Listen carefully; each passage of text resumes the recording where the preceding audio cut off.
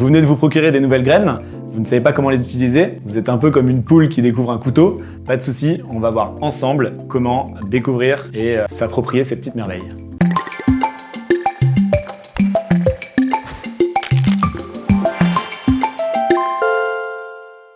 Est-ce que vous avez déjà pris le temps de regarder en détail une petite graine ?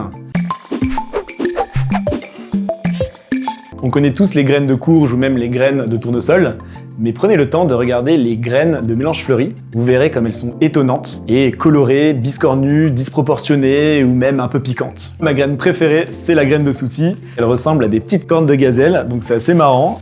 Et puis c'est pas vraiment l'idée qu'on se fait habituellement des graines, puisqu'elles ont des formes toutes biscornues.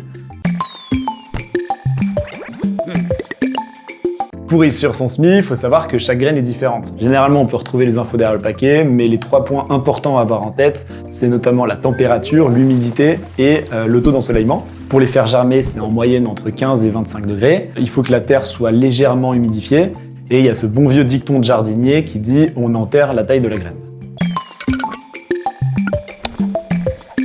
Finalement, la conservation de la graine, c'est assez simple. Il faut déjà qu'elle soit sèche. Ensuite, on va la mettre dans un endroit qui est sec, dans l'obscurité et au frais. Pensez à bien les étiqueter pour vous souvenir de l'espèce et de la date à laquelle elle a été récoltée. Certaines graines vont avoir besoin de sentir le froid de l'hiver et c'est pourquoi on va devoir les mettre au frigo pour qu'elles germent la saison d'après.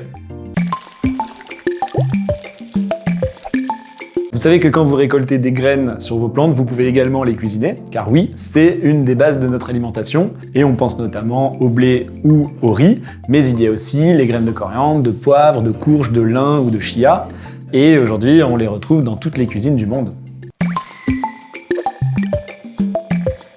En résumé, la graine est quelque chose de précieux, elle nous fait des très belles fleurs, mais aussi elle est essentielle pour nous les humains. Pensez-y, et venez approfondir le sujet aux 48 heures de l'agriculture urbaine.